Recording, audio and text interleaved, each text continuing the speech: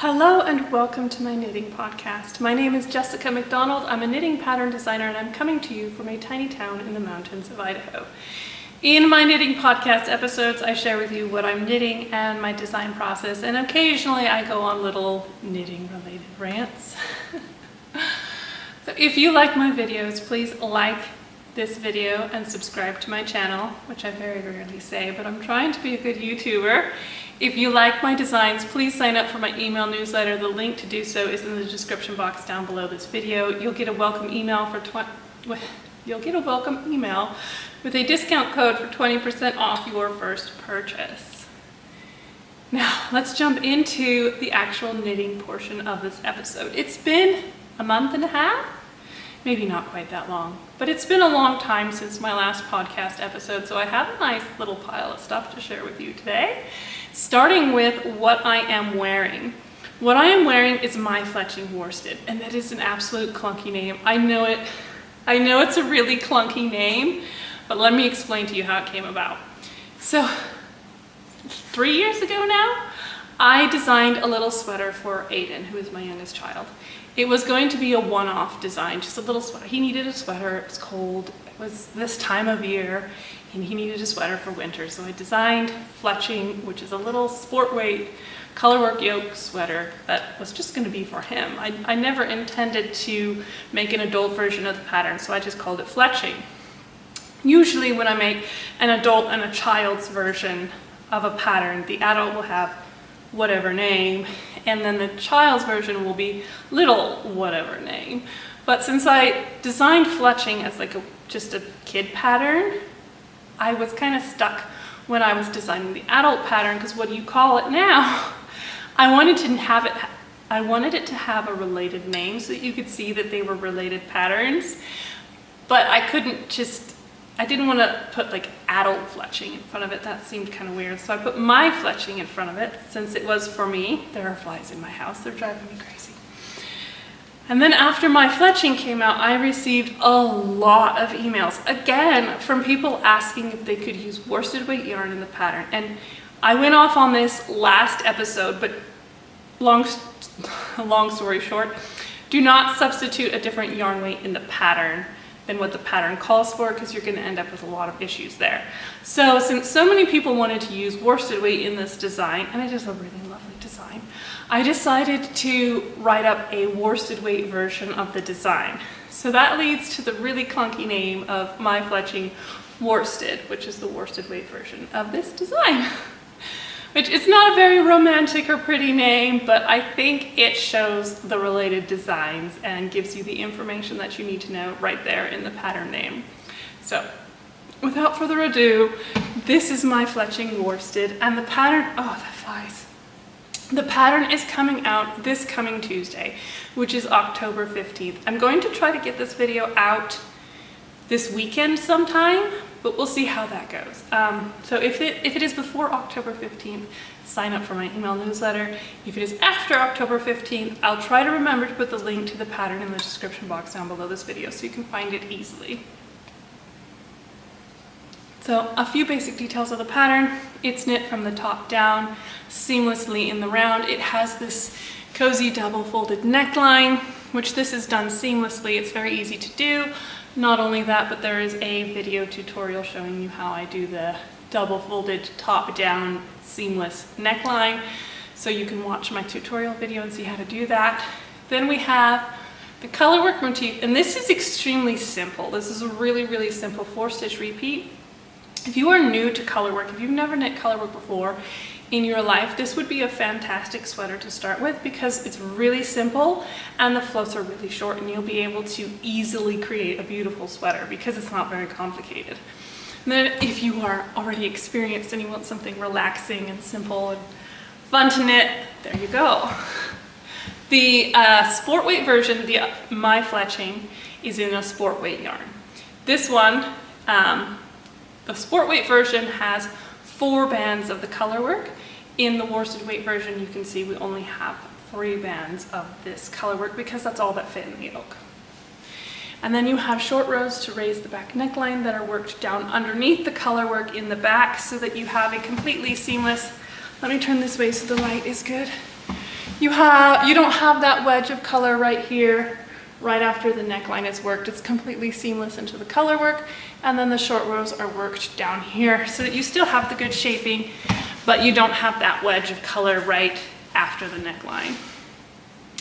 I knit this in Harrisville Designs Highland, which is their worsted weight yarn. The colors I used are Cypress and Silver Mist.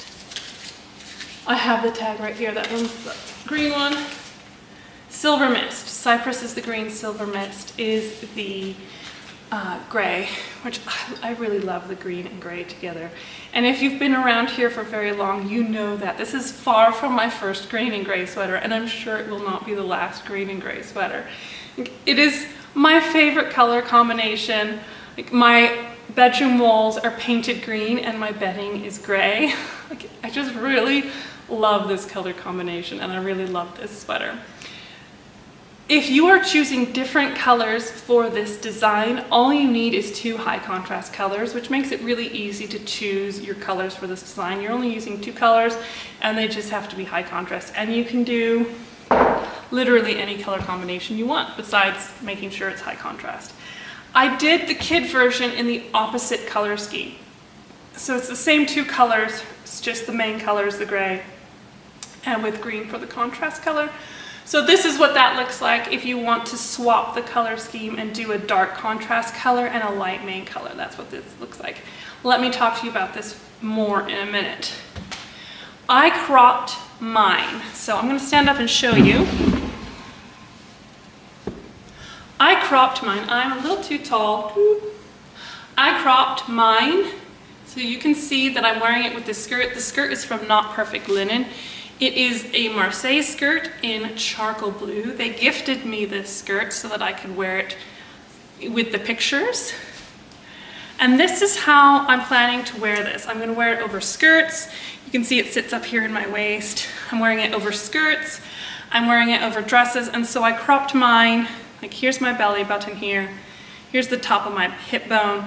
So mine comes to the top of my hip bone, and that's where I wanted it. If you don't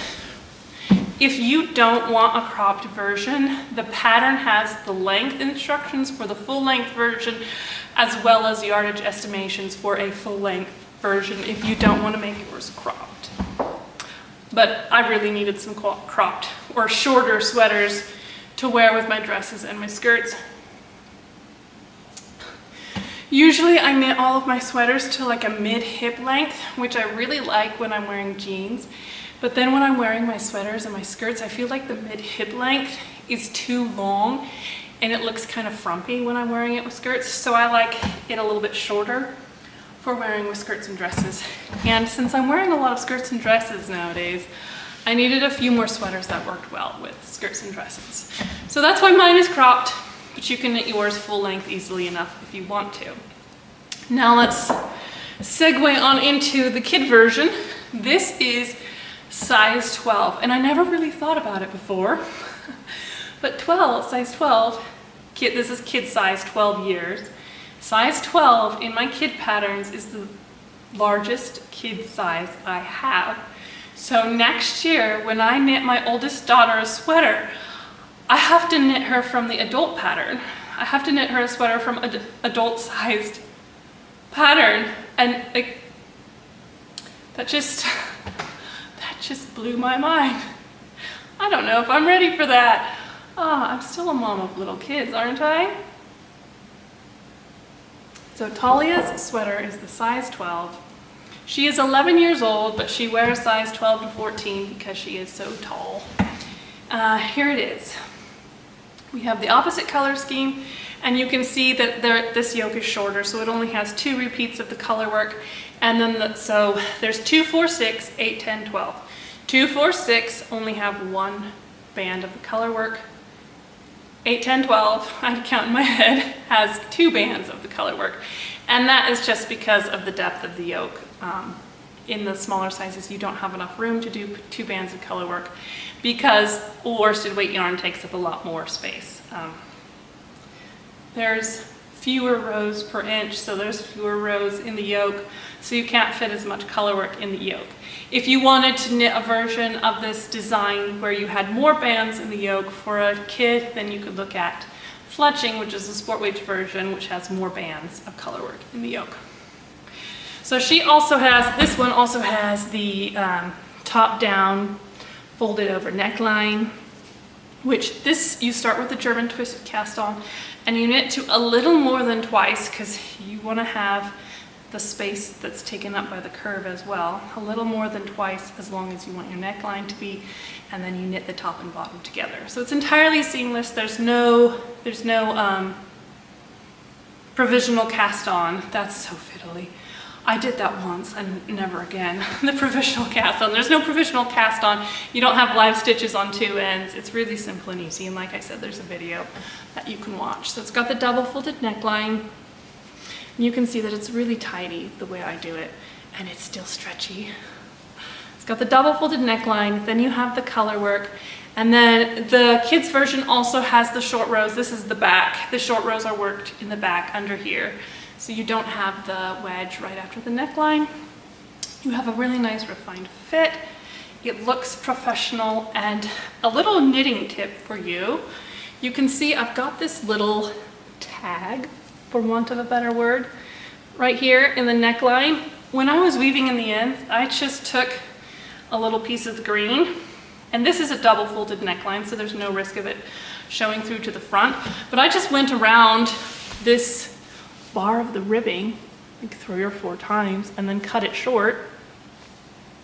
And since it is wool, it's not superwash wool, it's not going to come out of there. And even if it did come out of there, it's not structurally important, so I could just replace it. But I don't tie a knot or anything because I don't want there to be something hard there in the back of the neck. I just go around that bar of the ribbing and then cut it short, so there's not like ends sticking out to tickle you. And then there's a little tag so that you can very easily see the front and back of the sweater, so that you can just pick it up and throw it on. You don't have to, like shake it from the bottom to see how the neckline sits to see what's front and back. You can just see it easily there.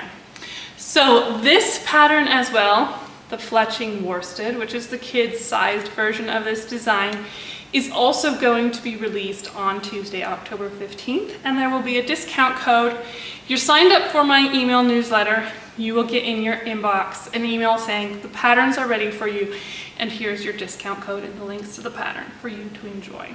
So if you want these sweater patterns, please sign up for my email newsletter. If it is after these patterns have come out and after the launch week has concluded, so the 19th will be the last day of the launch week, I think. Maybe it will be the 20th. But if you're after that time period, you can sign up for my email newsletter, get your welcome email with its 20% off discount code, and still enjoy the 20% off the pattern. So sign up for my email newsletter because it is valuable. So this pattern will also be released on October 15th. I knit this so fast. I knit this sweater in 2 weeks, and I also reknit one of the sleeves, so I knit 3 total sleeves for this sweater. My husband was leaving, and I knew I would need some dopamine. I'm talking really fast and it's making me thirsty. So I had the pattern all ready to go, and I cast on the day he left. And I knit it in 2 weeks, and that was even with a little bit of downtime in there because it was just so much fun and it gave me so much dopamine, and I missed him very much. He's back home now, but I missed him very much, and so I was just sat and knit. The first sleeve that I knit, I did the decreases a little too fast, and it ended up being quite tight around her wrist, and I wanted there to be a little more room in the sleeve because these sweaters are not just for fun and for good looks.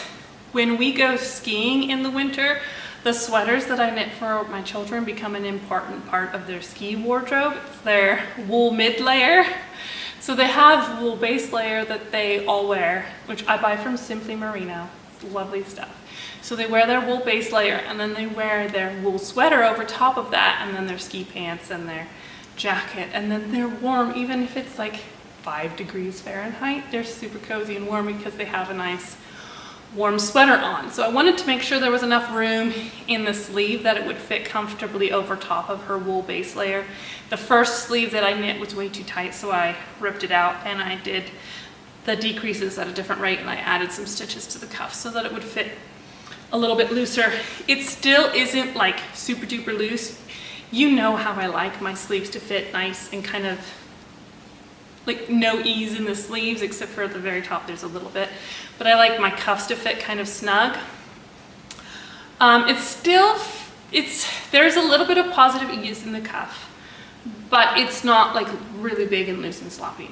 So it's a nice fitting sleeve, which you'll be able to see in the pictures. We've already taken the pictures. We went up to the mountains, oh, it was 2 weeks ago now, I'm pretty sure. Maybe it was only a week ago. No, it was 2 weeks ago. And it was the perfect timing because all of the aspens and all of the willows were completely yellow, but they really hadn't started dropping their leaves yet. So we had all of the beautiful fall colors. It was just so pretty. And it was also like 80 degrees that day. It was really unseasonably warm. So we went for a little hike, and then we went to a spot next to the creek that we go to quite frequently, where it's a really, really fun place to play in the creek. It's a nice wide creek, and there's a nice big hole that they could have swam in if they really wanted to, but they kind of chickened out because the water is cold. And we took the pictures there as soon as the sun went down behind the ridge in the evening. We took the pictures, because that's the best light for pictures, is right as soon as that sun goes down. And we took the pictures, and I made Talia stand in the creek. And I stood in the creek too, because I thought it would look really cool because the colorful willows on either side of the creek, and it turned out really beautiful. Both of our feet were just icicles by the time we were done, but the pictures turned out really cool, and she was having a lot of fun too.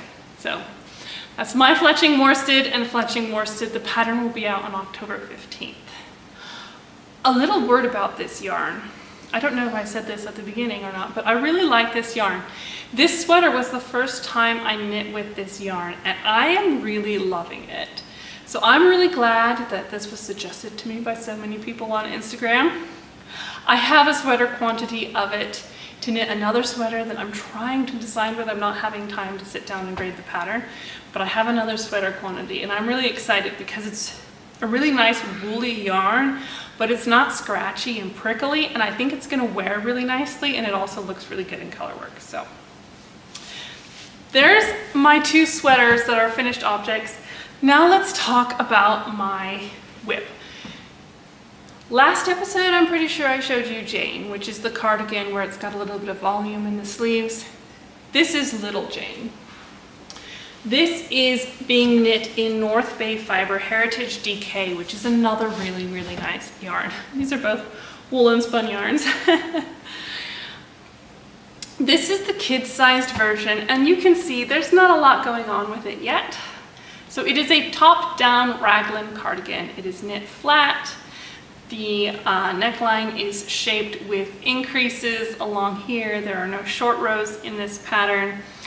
But this is the sweater that I'm using to film my How to Knit a Cardigan class. So in November, when this design is released, it will be accompanied with a full class walking you through the entire cardigan. So if you want to knit a cardigan and you're kind of nervous about it, or you just want to knit it along with me, this is the demonstration cardigan for that class. So I'm kind of at a standstill. I suppose I could have been filming this now instead of a podcast, but I wanted to film a podcast instead.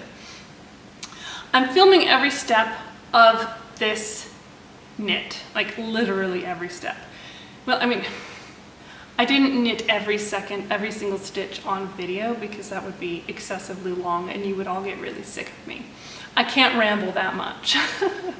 But I'm knitting, I'm showing off all of the steps, and then I'm saying, okay, now work the rest of the yoke, or now work the rest of the body. But now I'm to the point where I need to film measuring how deep your ribbing is and binding off the hem. And I'm kind of stuck at a standstill because my kids are home all of the time. I also homeschool, in case you didn't know that. So it's difficult sometimes to find time to sit down and record when it's quiet, because I don't know if you realize this, but children are very rarely quiet. So it's really hard to find time to film. So this has been sitting there waiting for like a week, maybe a week and a half, because I haven't had time to film the next step. So I can't knit the next step. So it's kind of taking a while to knit this cardigan because it's taking a while to find time to film. But on Saturday, Grandma has already agreed to take the children away for the day, and they will all have so much fun, and then it will be quiet in the house and I can sit down and hopefully, well, I should definitely be able to get through the hem. Then we're gonna film picking up the neckline and doing the neckline and the button bands, both sides. We'll film that. And hopefully I can also film picking up the sleeve, and then I'll have a sleeve to knit before I need to film again. So hopefully on Saturday I get through all of that. This is also size 12. This is also for Talia, 2 sweaters for Talia.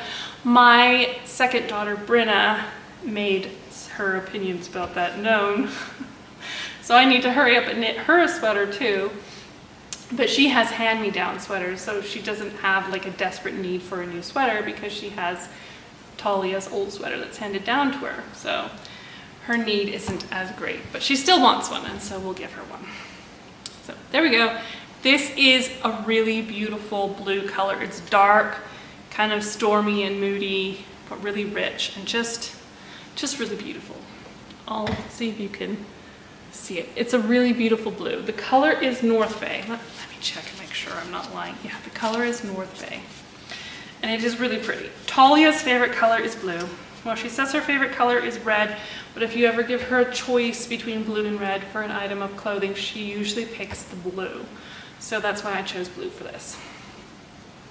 So there's Little Jane. It's on the needles. And then another whip. Hang on a minute. I don't think I've talked this much in a while. I have yarn left over from the sweaters, Fletching or my Fletching Worsted and Fletching Worsted. It's just very long to say. And I need mittens. So, and I've got a tangly mess. So I have been trying to design mittens for the last 2 days. And, oh, well,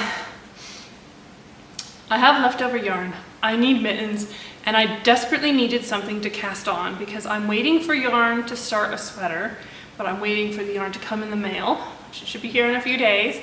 And the other sweater that I already have yarn for isn't graded and the pattern isn't written. So I'm kind of stuck where with Little Jane, I can't knit on it whenever I want to because when I hit a certain point, I have to wait till I get an opportunity to film before I can knit on it again. So I really needed something to knit.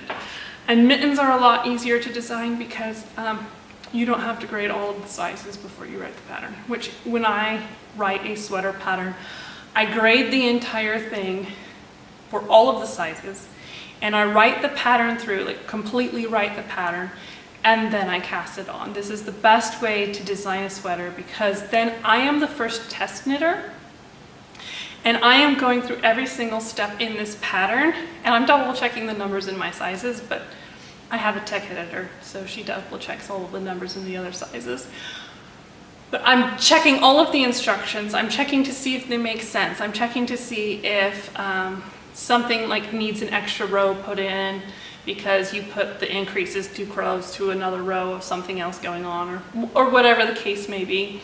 So it's important for me to knit through the pattern beginning to end to see what's going on and make sure it actually works from a pattern quality standpoint. So I'm not just, you know, casting on a sweater and scribbling notes while I go, and then I hope I know what I meant when I come back to write the pattern. So I have to wait till I get that other sweater graded and written before I can cast it on, and I have to wait for the other yarn to come before I can cast the other one on. So I just really needed something to knit. So I decided that I would design myself a pair of mittens so that I would have something to knit. And also I need mittens, and I have this leftover yarn that's beautiful yarn and I don't want it to go to waste. So without further ado, these mittens that I have knit this morning, I knit them this morning. I started the chart a couple days ago, and then I finished the chart this morning before breakfast, and then I started them this morning while we were doing school, and this is how far I have made it. Look at that, isn't that adorable? Let me show, so it's knit from the cuff to the fingers. Cuff up, cuff down. How would you describe that in a mitten? You start at the cuff and then go to the fingertips. And then it's got a gusset for the thumb, which is kind of awkwardly over here to the side. You can see that, let me put it in front of my face so it'll focus on that. So we've got a thumb gusset that's created with increases worked out the side. This is the right hand mitten. And yeah, so eventually when you get to a certain point and the thumb gusset is complete, you'll put the thumb gusset stitches on waste yarn, knit the rest of the hand, then come back and pick up the thumb stitches and knit a little tiny thumb tube. This is how far we have gotten today. Which is right there. And ooh, you can see the thumb gusset. Oh, maybe I can pull the cord around so that you can see the thumb gusset nicely. Ooh, can I? This is a little bit awkward. Stand by. There you go. Now you can see the thumb gusset. It's growing right here. There you go.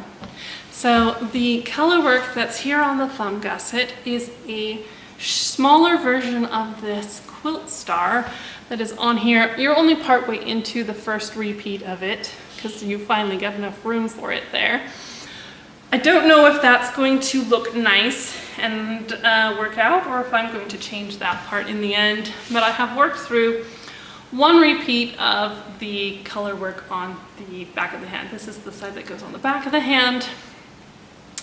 And then on the palm, it's just this simple color work motif like so. So I have been browsing through Pinterest a lot lately because I am going to buy a new couch. I haven't bought myself a new couch. Well, we bought a couch when we were first married. We're married 15 years now. And there's not enough seating in our living room. So I'm buying a big giant couch and another big giant couch. Technically there's sectionals, but I am buying new living room furniture. And I want to sew some really nice throw quilts out of the lovely linen fabric probably. And I want it to look really kind of like a Scandinavian farmhouse, Scandinavian/farmhouse, something like that. So I have been scrolling through Pinterest looking up quilts and pinning a bunch of quilting ideas, which will I actually get time to make these? I have no idea. We'll have to see. But I am dreaming about making them. And so this is inspired by one of the quilt squares that I saw. I don't know the name of it. I was trying to find the name of it before I recorded this podcast, but I could not find a name for it. It's not an Ohio star, because an Ohio star has, this is a square in here instead of a diamond. So some kind of quilt square that I saw on Pinterest, and I sat down and turned it into a color work chart. And so that this quilt star will be repeated up the mitten until you get to the fingers. So there you go. That is my mitten pattern that I just started. And I'm a little bit obsessed with it right now, so it probably won't take me very long to finish the rest of this mitten, which I'm super excited. It's super pretty, and it's my favorite colors, and I needed mittens. I like my mittens to have a nice, decent length ribbed cuff. A lot of colorwork mittens will have a colorwork cuff, but they don't fit really tight, and they don't help like keep your hand warm. They don't like suck around your wrist. They're a little bit loose, so you get cold air in there. Where I live, it gets really, really cold. It's not cold right now, which is very odd, but I'm not complaining. But it gets really cold. It gets so cold in the winter that if I go outside without my hands covered, my fingers will be so numb that I cannot use my hands within just a few minutes. So I need to have mittens, and they need to be a nice thick yarn, so worsted weight is nice and thick enough. And I need to have a nice ribbed cuff that will fit underneath my coat sleeve. That's another reason why I want it to fit snug, is I need it to fit under my coat sleeve, and I need it to fit snug, keep my mitten on, keep the cold air out, keep my hands warm. So the ribbed cuff is very practical. I like how it looks too, but it's also a practical move here. I need mittens because I was wearing, last year I wore my alder mittens, which was a design that I released 2 or 3 years ago. I don't remember how long ago, a while ago. And I wore them out, and they were knit in Durham Natura Ulysse, and that yarn actually wears really well. If you're looking for a nice sport weight yarn that wears really well, they wore really well. They got some really heavy duty use, and finally at the end of the winter, I've got a lot of like broken stitches in them, and they're starting to develop holes and stuff. So I need a new pair of mittens. And here we go. Which, in knitting these, I am reminded that I still have a bunch of leftover yarn from my Ruska sweater, which is a design that I released a long time ago, like 5 years? It's one of my older designs. It's a beautiful colorwork design, but I have yarn left over from that that I've been meaning to turn into mittens, and then I keep forgetting to do that. So maybe after I'm done with these mittens, I'll knit myself a pair of Ruska mittens. And then on top of that, I need to knit my children a bunch of mittens too. But for their mittens, what I'll probably do is the Tin Can Knits World's Simplest Mitten. That's a mouthful, but I'll put a link to it in the description box down below. It's a free pattern, and it's just a very simple mitten, and it's written in a lot of different yarn weights. So if you just need to knit a pair of mittens real fast, and they don't need to be, you know, a colorwork design or something like that, you can use that pattern to knit a pair of mittens in whatever leftover yarn you have handy. So I have a lot of leftover yarn. I also have a lot of farm yarns, like single skeins of farm yarns from a farm yarn subscription that I got last year. So I think what I will do is just pick 1 or 2 of those yarns and wind up the skeins, and then just knit my kids a bunch of World's Simplest Mittens, and then throw in like a little bit of color at the fingertips so you can tell whose mittens are whose. But yeah, I think that's what I'll do for them. Isn't it adorable? Anyway, unnamed mitten pattern to be coming at some point in the future. That is all I have to share with you today. Make sure that you sign up for my email newsletter so you can see all my new patterns when they come out. And also a note in case you didn't notice it. New on my YouTube channel in the last few days, depending on whenever this comes out, there is a video, it's a class. I started a whole new playlist called Classes. And there is a new class in there all about managing your tension while you're knitting colorwork. So if you're somebody who has some issues with managing your tension while you're knitting colorwork, go watch that video. It's free. It's about 30 minutes long. You might learn something. It might help you. It should help you improve your tension while you're knitting colorwork. And spoiler alert, it may not be the fault of your technique or the way you hold your yarn or move the yarn along. It may be the fault of the yarn that you're using, because yarn choice is really important when you're knitting colorwork. And I explain all about why in that video. I'll put a link to that in the description box down below this video as well, so you can easily find it. There is a new section. And if you have an idea for a class that you're having issues with something, you can feel free to put it in the comments, and I'll just add it to my list of classes to make someday. Which, since I cannot do this job full time, I have 4 children, I homeschool, they're home a lot. It's difficult to film a class when the children are home. Like, I can sometimes film in spurts. Like right now, I let them all take their tablets to their bedrooms so I could have a little bit of quiet, which their tablets are not allowed. They're not allowed like free access to the internet or anything on them. They just have a few games and a few little shows that they can watch, but that is something that is usually not allowed at all. They're usually not allowed their tablets in their bedrooms, and they're usually not allowed more than 30 minutes of screen time on their tablets. So this is not something that I can do very often. So sometimes it takes me a while to film a new class or to film a new podcast because the children are here and they're noisy. So anyway, that is all I have to share with you today. I am going to go. We have to leave in half an hour for sports practices. We are out of volleyball and on to basketball now. But that ends on the 22nd of November, and then there will be no more sports for a little while there. So that would be nice. But Talia really likes sports, so we go to the effort to make sure she can do them.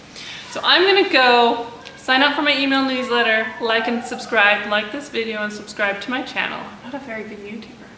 And I will see you guys later. Bye.